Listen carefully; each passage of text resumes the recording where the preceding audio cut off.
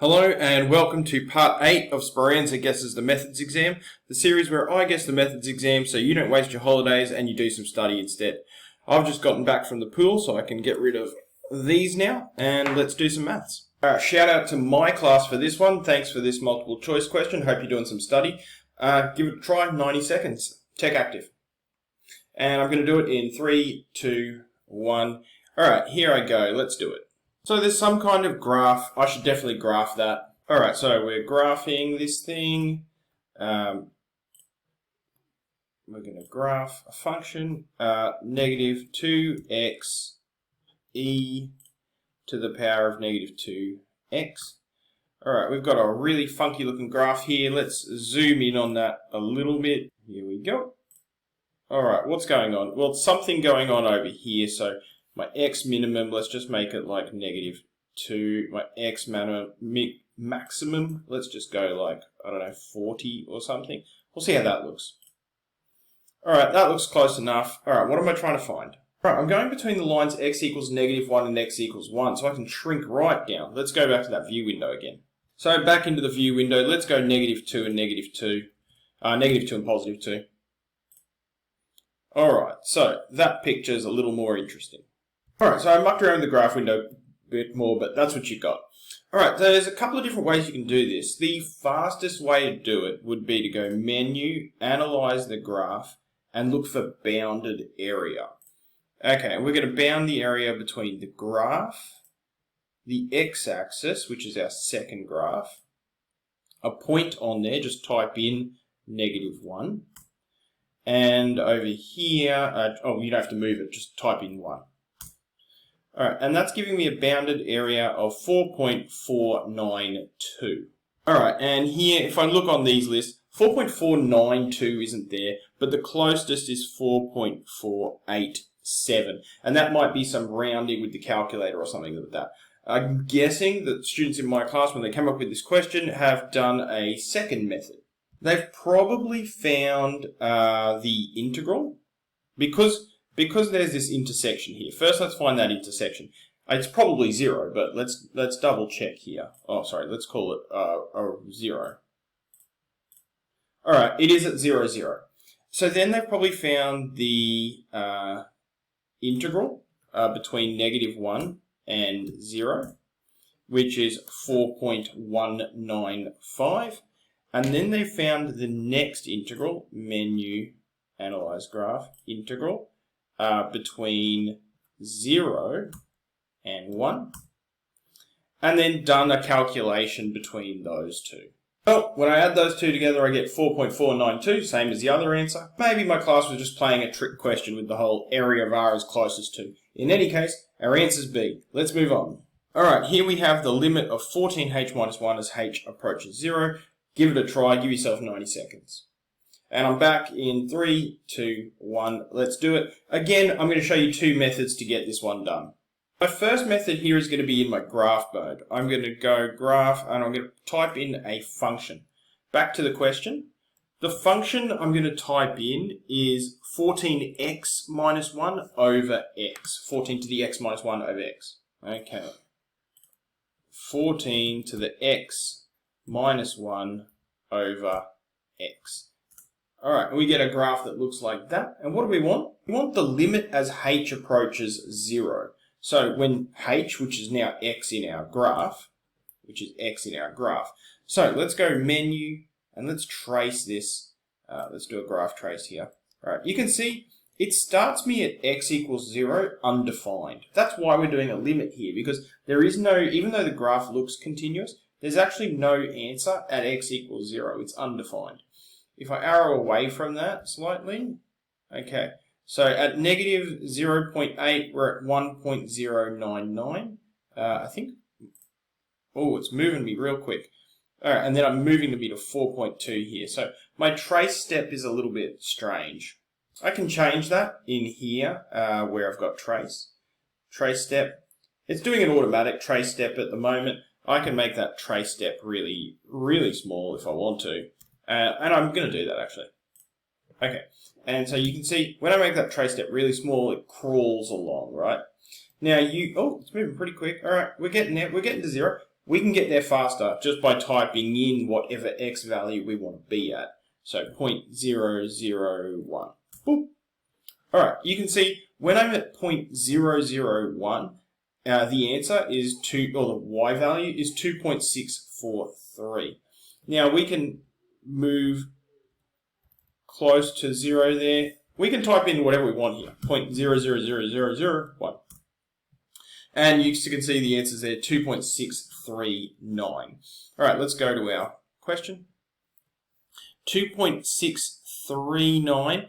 All right, this looks like my answer, 2.65. Very, very close there. I wonder if I typed in a extremely small number. All right, my calculator gets a bit annoyed when I go too close to 0, but get close to 0, you get an answer. Our answer here is C. Now, I did say that there's another way to do this. There is another way to do this. And the way I'm going to choose to do this is type in a very small number, 0.000, let's go not too small, let's go like that. And I'm going to store it as a variable. Let's just call it H. Okay, and enter in that as my variable. And then, going back to the question, I'm going to type in that. So I'm going to type in 14 to the power of H minus 1 over H. All right, and you can see it's using that very small number I typed in here as H, and then when I type it in, I get my answer, 2.639. Either way you want to go about it, both good methods. I like the graph because I like to see what I'm doing, but you can do it like that as well. All right, let's move on to short response. All right, this one's worth 8 marks. It should take you maybe 12 minutes. It's definitely not 12 minutes worth of work here though. So give it a try. I'll give you give you that amount of time. All right, let's do it in 3, 2, 1, let's go. It is a tech active question, so you want to make sure that you're using your calculator. If you're given a function, you should graph that function. So here I am, I have graphed that function. Or have I? No, not quite, because let's look at the function again. It's not just this stuff here. A lot of us tend to ignore this bit here. 0 is less than t is less than 10, but that is a part of the function, and I haven't thought about that when I've graphed it. So, I've graphed it. Let's double click this label here. All right, which means now I can edit it. You should do this the first time around. I click Control and the equals sign, and I choose this such that button.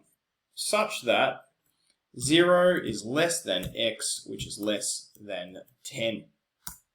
All right, and what that does now is restrict my domain. I just get this tiny little piece of it. I'm all zoomed in now. I've got something that looks like that. Just move that label out of the way. That's my graph. Now that I know what my graph is, let's start answering some questions. So the first part of this question is times that the particle is at rest. Time or times. So we don't know how many there are. If we want to know the times when the particle's at rest, that's when the velocity is equal to 0.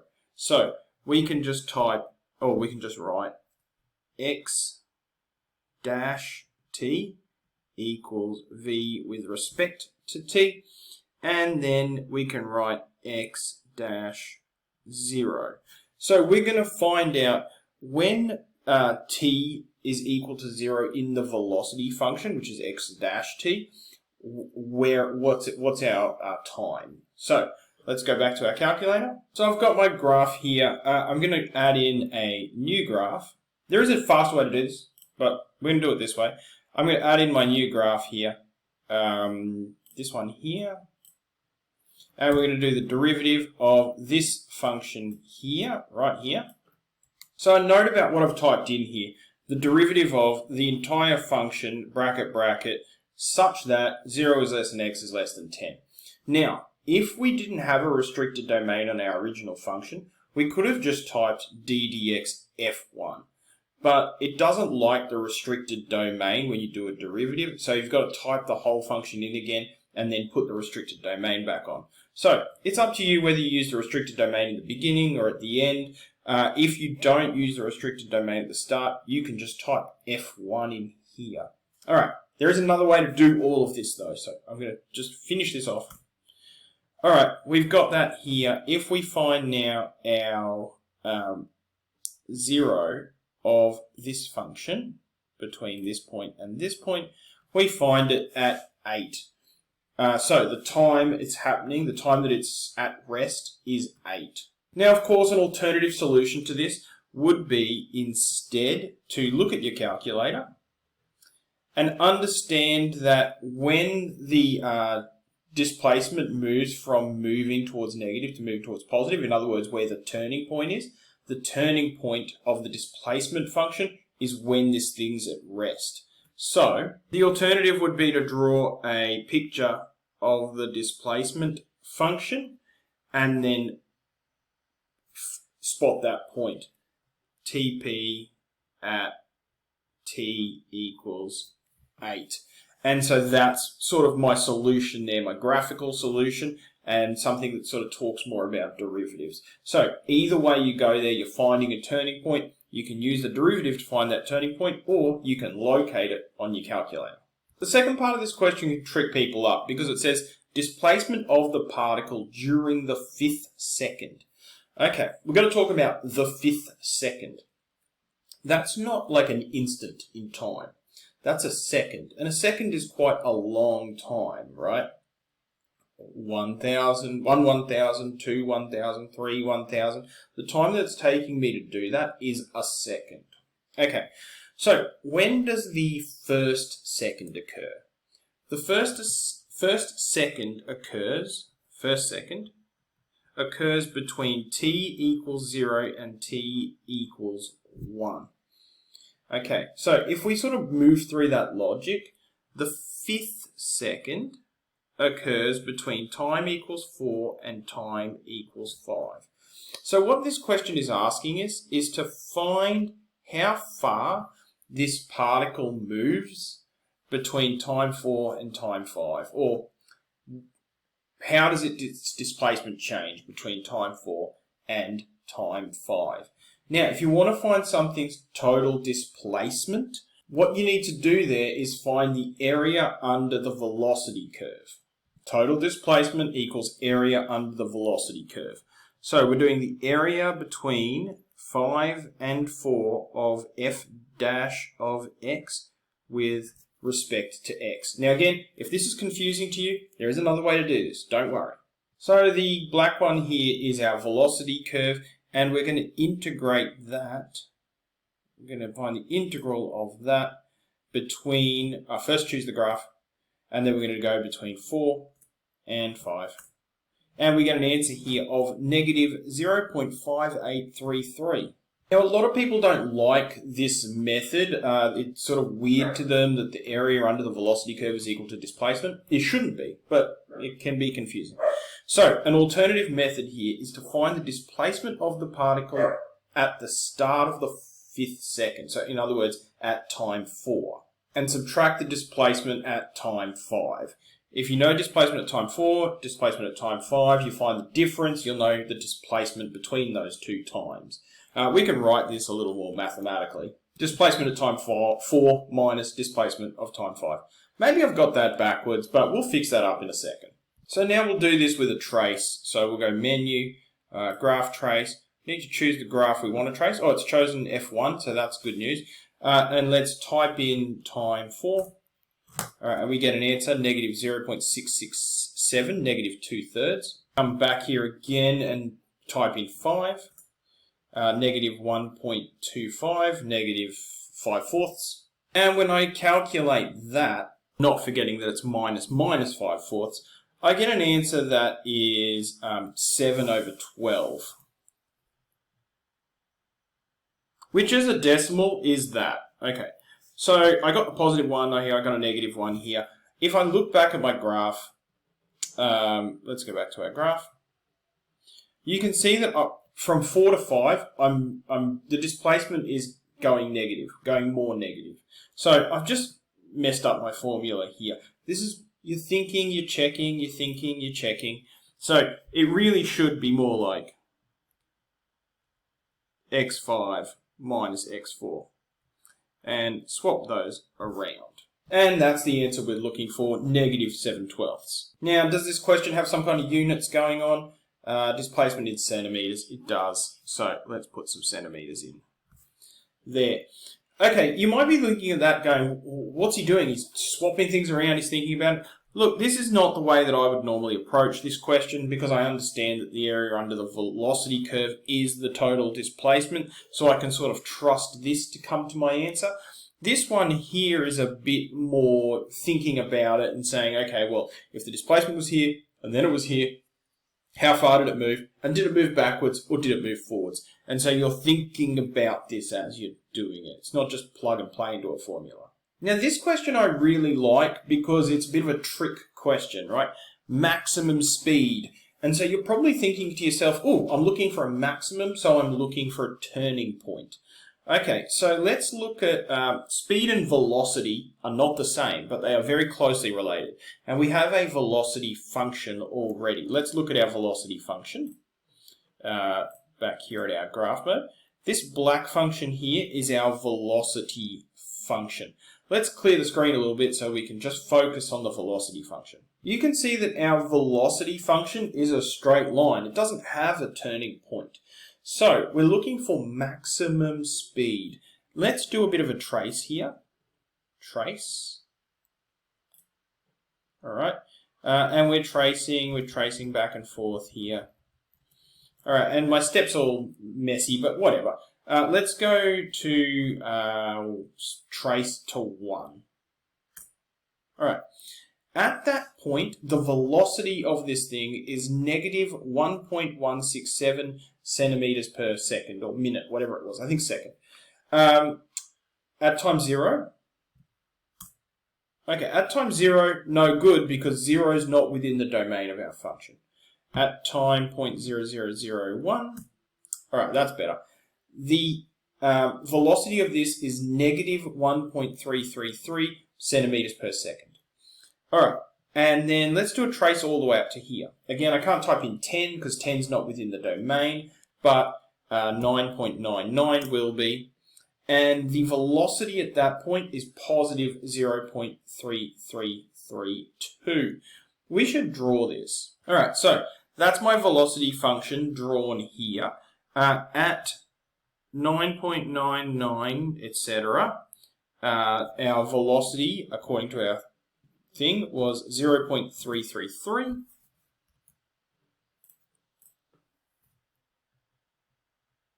And at this point here, 0, whatever that was, our velocity was 0.000, let's do our trace again, 0.0001, negative 1.3.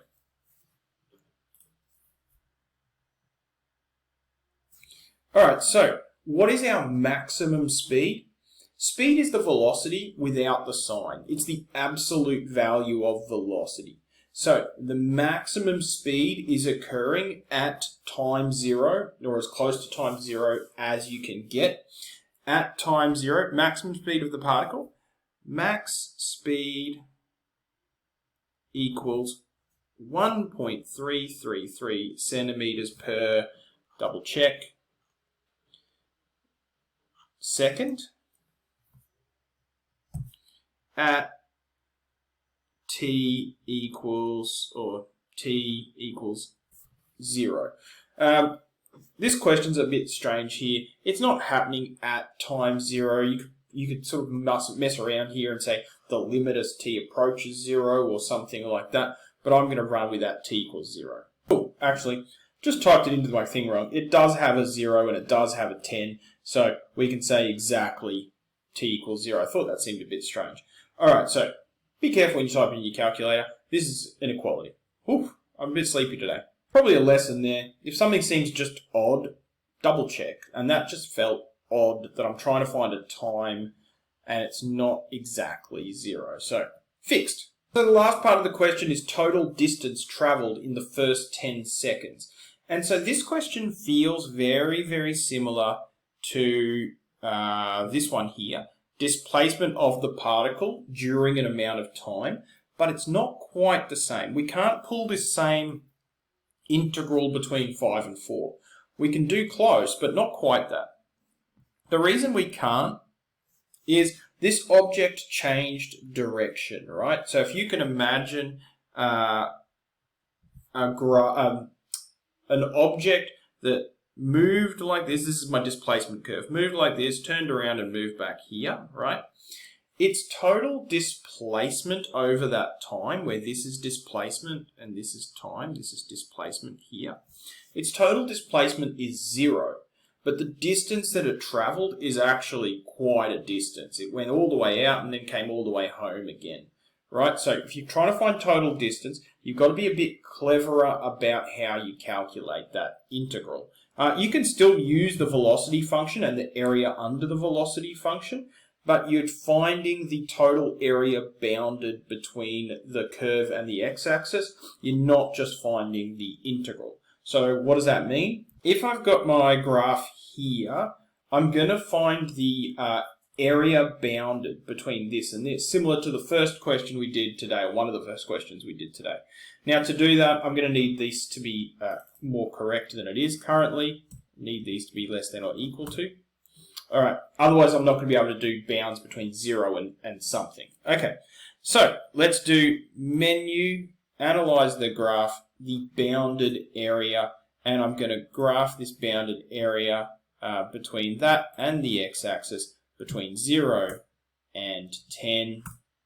And my bounded area is 5.667. All right, and that's going to be enough to get me the answer here. So the total distance traveled is the bounded area, VT, x-axis, 0 and 10. Now, if that feels like magic to you, don't worry. There is another way, similar to the fact that there was another way to calculate total displacement here. We can calculate total distance traveled by ignoring the velocity function and using the displacement function. So here's my displacement function here. I can analyze the graph to find that minimum point right there, right? Okay, I can see now that I'm moving in one direction for 8 seconds, and then I'm moving in another direction for that amount, for the next 2 seconds. So I figure out how far I've moved from there to there, and I figure out how far I've moved from there to there, and that's the total distance I've traveled. So using the trace will be the easiest way. All right, so 3.333. I've got this other point here, -2. All right, 8, -2. And then I need that other point there. That's trace again to 10. And -1.667. Taking all of that together, I've moved from 3.3 to -2, which is 3.33 plus 2 is 5.33. And then I've moved from -2 to -1.667. From here to here, I've moved 0.3333. So 5.33 plus 0.333 equals 5.667, which is the same answer as there. So I'm just puzzling my way through those moves. Now, is this working out, good working out? No, it's not neat and nice. You can draw a kind of, you can communicate that much better than I'm communicating it here. The reason I'm not spending a lot of time communicating this beautifully is that I really think finding the area under velocity curves is why this question exists. This is a Unit 3 test, which is testing your ability to deal with integrals and things like that. And this kind of integration method of doing that and of doing that is why this question would exist. All right, last question. All right, it's a tech active short response here. It's probably worth 6 marks, so you've probably got about 9 minutes to do it. This one comes from Mrs. A from Loretto College, so shout out to Mrs. A. All right, give yourself 9 minutes. Good luck. All right, I'm coming in 3, 2, 1. Let's do it. All right, we're calculating a 95% confidence interval, and we know the upper bound of that confidence interval. Okay, so what are we working with here? We've got an N of 50 students. You're successful if you've found Australia on a map. Okay, whew. I see confidence interval. I'm thinking confidence interval formula. All right, so it says when calculating the upper bound of the confidence interval. So this is the upper bound of the confidence interval, and the answer to that is 0.844. So we know that 0.844 equals the proportion of students that got it correct plus the z-score. Now, it's a 95% confidence interval, and that's a number that you should really have in your head. 95% confidence intervals. The z-score for that is 1.96. Now, if you want to find that 1.96, if you've forgotten it, you've got to do inverse normal distribution to find that 1.96 on a standard normal distribution. If the confidence interval is a different number, like 80%, you didn't know that 1.96 number, then you'd have to do something like that. All right, but I know 1.96, so I'm going to use 1.96. All right, the proportion, 1 minus the p over n, and I happen to know n, which is 50. Okay, all right, so that feels pretty good. I've got an equation that only has one unknown, so I should be able to solve that. Now, I'm going to graph 0.844, I'm going to graph this side, and I'm going to see what pops out. All right, you didn't have to watch me graph those. I graphed the left-hand side, I graphed the right-hand side, x's instead of p's, and I get 0.7195 and 0.844. All right, so solving on the graphics calculator, we get 0.7195. And now we want to know the lower bound of that confidence interval. And to find that lower bound of the confidence interval, we need P, which we now have, we need Z, which we know, and we need that N value, which we also know. I think we're in business here. So we're just going to put all of that into our formula, 0.07195 minus 1.96 square root. The proportion is that number again, 0.7195, bracket 1 minus 0.7195, all over n, which was 50. All right, let's call that lower bound. And that's going to be equal to this number right here, 0.5950.